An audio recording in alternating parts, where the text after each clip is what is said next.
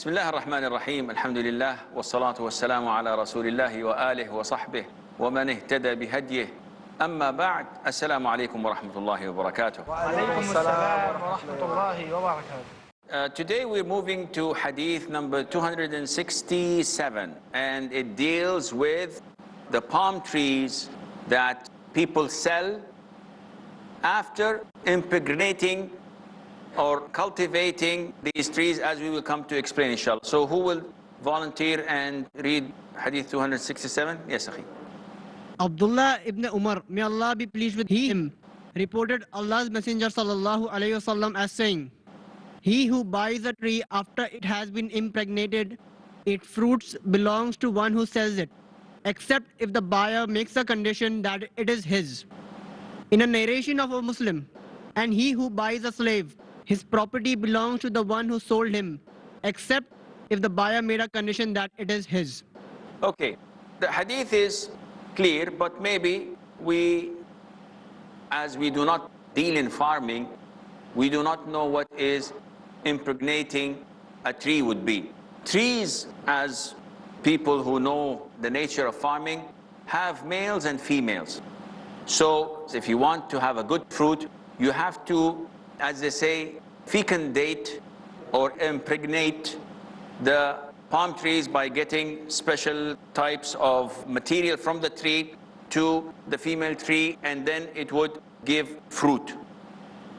Now, the Prophet knows, alayhi salatu wasalam, that the first priority for an owner of such a farm is to get the fruit. Why am I farming? Because I like how the trees look? Definitely not. I want something out of it. So the Prophet ﷺ is telling us that if a person impregnates his palm trees, which requires a lot of work, you have to go take it from the male trees to the female trees, climb up and do this and do that. So when you fecundate these trees, and then afterwards you want to sell the farm, the buyer, when he comes and buys it, after a month or two, when the fruit is ripe, it is not his. Now one would say, okay, akhi, I bought the farm 2 months, 3 months ago. Yes, you bought it 2 or 3 months ago, but when you bought it, it has already been fecundated by the previous owner. And the Prophet ﷺ made a rule so that we would not have any dispute. If you buy the farm after my work on it, then the fruits are mine. Unless, the Prophet is putting what?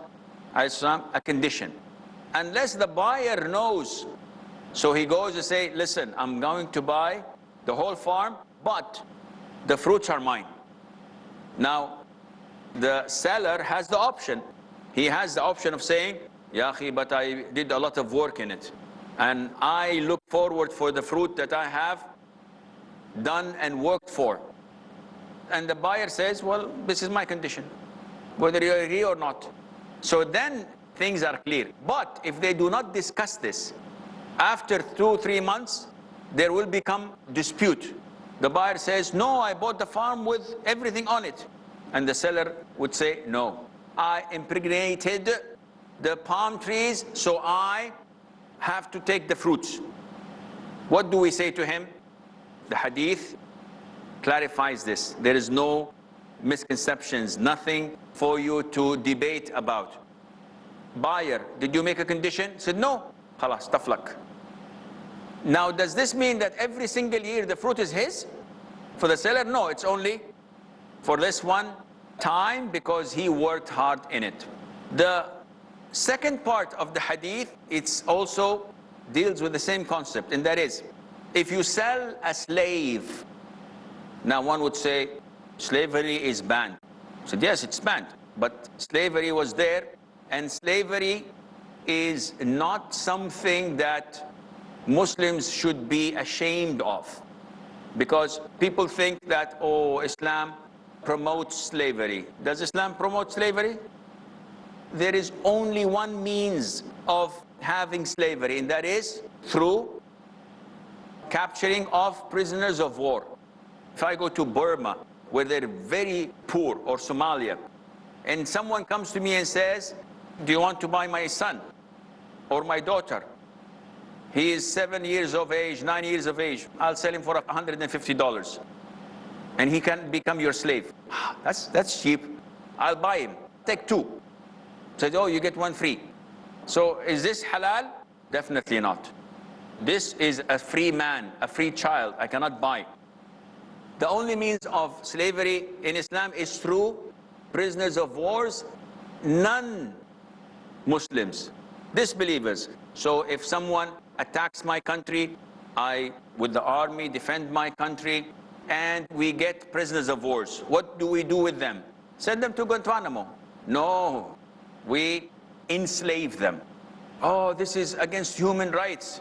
Well, them attacking us is human rights? It's okay, Annie? No, this is human rights. How?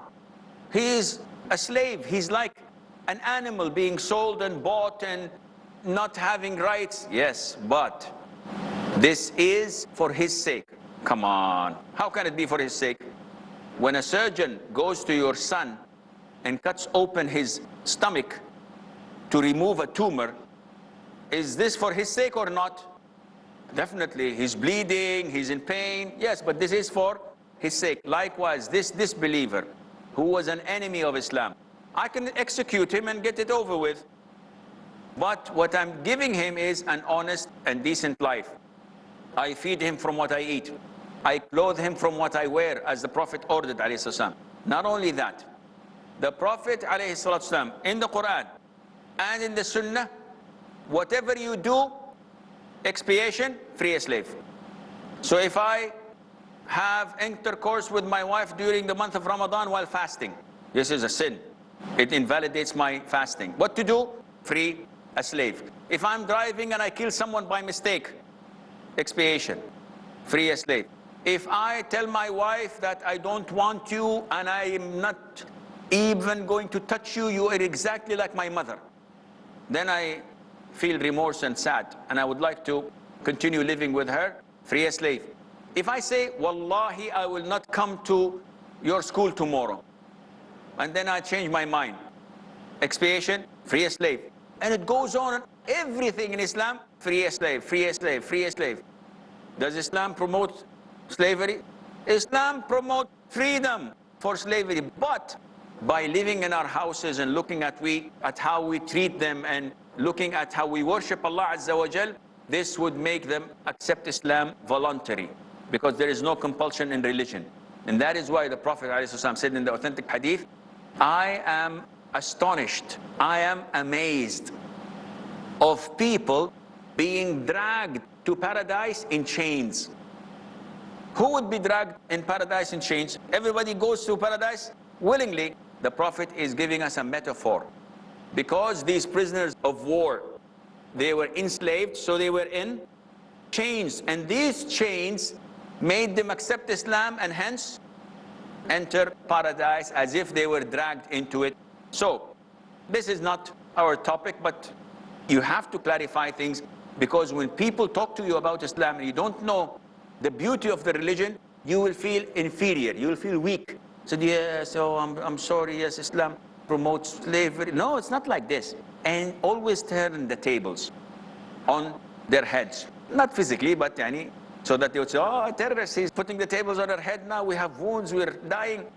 Always turn the tables on them by asking them to look into their own books, their own religions, and they'll find slavery being bought, sold, not through jihad, through any means. As long as you can capture someone and sell it, then this is permissible. In Islam, alhamdulillah, it is the greatest religion, and if you study it, you know why. So, I have a slave, and my slave, I gave him 100,000 rupees or dollars, and I tell him go and trade with it and bring me the profit. It's my money. He makes money, he makes profit, people give him tips, and he's getting richer. So now I want to sell him. So a buyer comes and he buys him. And after he buys him, I, the owner, come to collect what he owns, because everything he owns, the suit, the watch, the car, the pen, the suitcase, everything is mine.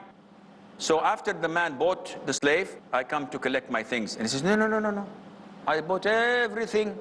What are you doing? He said, no, no, the money is mine. The shop is mine. The car is mine. The watch is mine. So the guy says, no, I bought the whole thing. This is not what we have agreed upon. The Prophet is telling us, now I'm going to clarify this issue. If someone buys a slave, then the money that the slave has goes all to the previous owner, unless there is what? A condition. This is what makes selling and buying in the halal. And that is why when I go into contract with you, many times we have partners, they have problems, they have a lot of dispute. Why? Because it was not written down, it was not clarified. After 6 months, yes, but I want to have my share. No, I have to have increase. Yeah, it's all in black and white. So the condition is very important, and that is why the Prophet says, Islam, the money belongs to the previous owner unless the buyer makes it a condition. So how much you're selling your slave? $10,000. Okay, but I will buy it with everything that the slave has. The seller would say, oops, no. If this is the case, I'm selling him for $100,000 because he's got my car, he's got this and that. And then everything is clear. When it's not clear, then by default, the seller, the previous owner, goes and gets everything that there needs to be delivered. Now, before going to the following hadith, I'm afraid we have a short break, and afterwards, inshallah, we will open the floor for questions, and we'll be right back.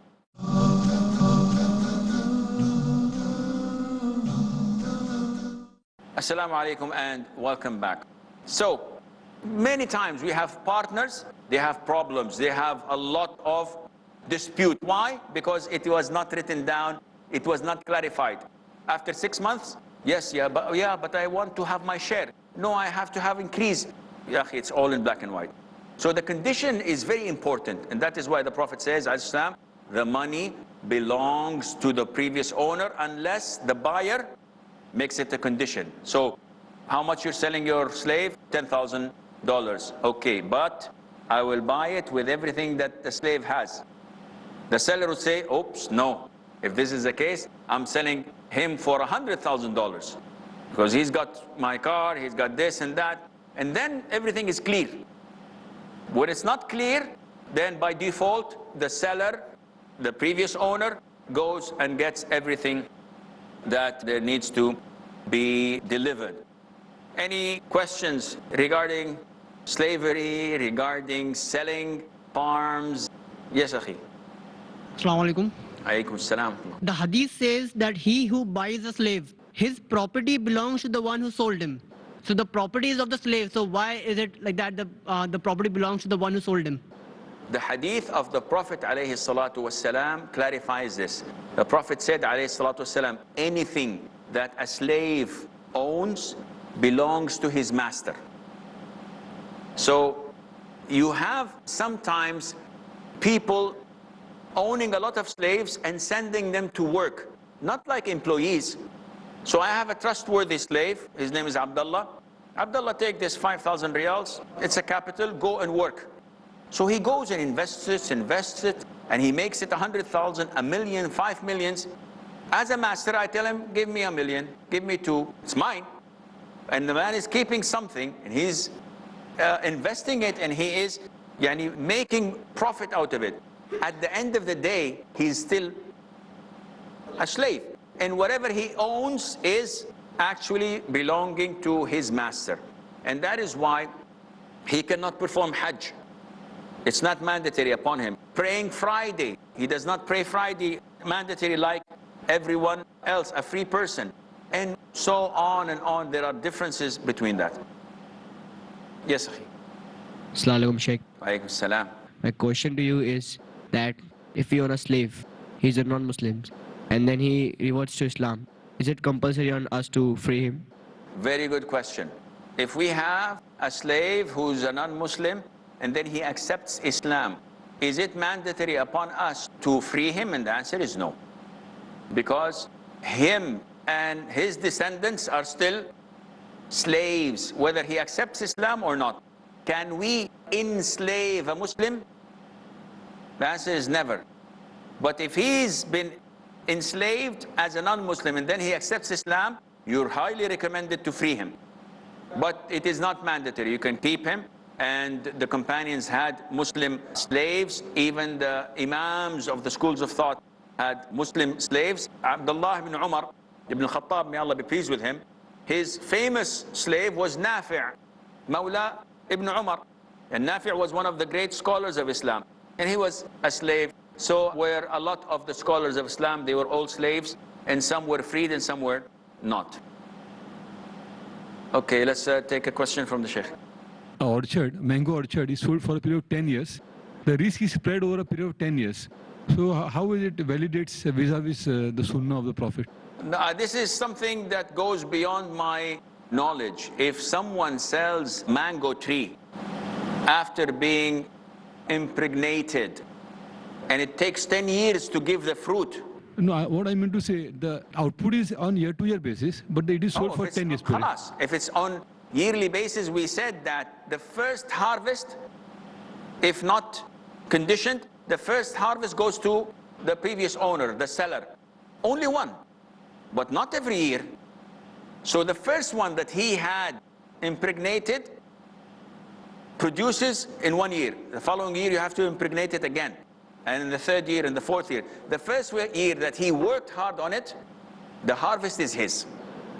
Sorry, my question is with regard to the Prophet's hadith where he said that the fruit should be yellow or ripe, then sold. Very good. Okay, that's a very valid question. Now, the brother is saying, we discussed it before, that the Prophet forbade ﷺ selling of fruit until they ripe. And he was asked how it is ripe. He said becoming yellow or red. Now here, you're saying that the previous owner, he just impregnated it, and yet he is worthy of having it or keeping it. The issue is different. In the first hadith, what is forbidden to buy the fruit before it is ripe. In the second hadith, the buyer is buying the whole farm, not the fruit. He's buying the tree, he's buying the land, he's buying the streams. And therefore, he is not being fooled, because the first one, I buy the fruit that is not ripe. After 2 months, maybe it doesn't become ripe. Maybe it has a disease or snow falls and it dies. So I lost my money. In the other case, no, I'm buying the whole thing. So the fruit is part of the tree itself and part of the farm. And there is no problem in that, inshallah. Sheikh, my question is related to my fellow brother, that you said that the fruits must be ripe before they are being sold. But there are certain fruits, which we like mango. We can have a green mango as well as yellow, the sweet one. And even in the gawa, what you call it in Hindi is Peru. So even we have a green and yellow. So what's the ruling on that? Okay, that's a valid question. Now, regarding the mangoes, whether they're green or yellow, green mangoes are ripe, right? So you sell them and you eat them. Then the hadith of the Prophet ﷺ is not only restricted to yellow and red. For example, green apples. If you have a tree of green apples and I'm waiting, inshallah, tomorrow it's becoming red, so tomorrow it's becoming yellow, I cannot sell it, it's green. No, the color is not intended. What was meant is, when it is ripe, ready to be consumed and eaten, then it's permissible for you to sell. So I hope this clarifies the issue. Yes, Akhi. Assalamu alaikum, Sheikh. Alaikum salam. Suppose we own a slave which is a female. If I'm the owner of a slave which is a female. Yes. Aren't hijab conditions applied? Does the hijab condition apply to them? The answer is no. A female slave to her master is like any of his wives. So the hijab does not apply. Any questions? Yes. Assalamu alaikum. Alaikum salam. Can we keep a slave who has not yet attained the age of puberty?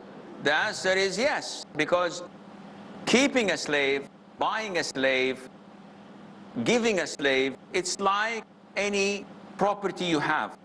A slave is part of your property. You can sell it, you would inherit it if you die, and you can give it as a gift. But again, this is not the topic we should be focusing on, in the sense that slavery does not exist anymore due to the weakness of the Muslims and due to not abiding by Islam and the Quran and the Sunnah. So let's keep it simple. Yes, Kareem. As you said, that the right of retaining the fruits is for the seller. So does he have the right to increase the price and tell the buyer that if you're buying the fruits, then I increase the price? This is a very good question, and this can only be applicable at the bargaining stage. The buyer and the seller. He comes to me and says, I'd like to buy your farm. And I say, I'll sell it for $1 million. He says, but I have a condition. I'd like to have the fruit. I said, in this case, I'll sell it for $1.5 million. He said, no, you have no right. I said, yes, I have. We did not make the agreement binding. We're still in the bargaining stage. So if the deal is done, meaning that he says, yes, okay, I'll buy it for $1 million. Here's the check. Okay, and I say, I accept, and we separate. A few days later, he comes and says, yay, I want the fruit. What would I say to him? I would say to him that the deal is done. The Prophet said, ﷺ, that the fruit are mine, because I did the work. So I didn't know. Sorry, the Prophet ﷺ's hadith is the final answer, and it is the ruling and the verdict that we should follow, and nothing would affect that, and Allah Azza wa Jal knows best. This is all the time we have. Until we meet next time, fi amanillah. Wassalamu alaikum wa rahmatullahi wa barakatuh.